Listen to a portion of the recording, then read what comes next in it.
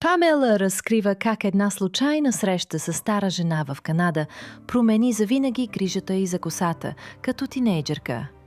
Исках златиста коса, като в рекламите, но всички продукти я унищожаваха, споделя Пам откровено.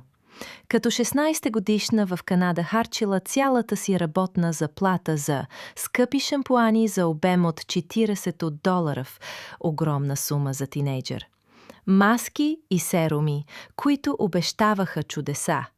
Резултатът – изтощена, чуплива коса без блясък.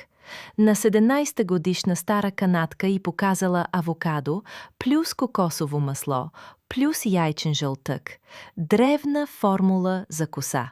Помислих си, това звучи като рецепта за салата, но промених всичко с един опит.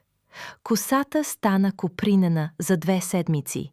Златистият блясък се върна за 1 месец.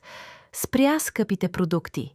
Дължината се удвои за 6 месеца. Baywatch я забелязаха. Най-доброто за косата е в хладилника, не в магазина. Практичен съвет. Смесете 1 авокадо плюс 2 супени лъжички кокосово масло плюс 1 яйчен жълтък.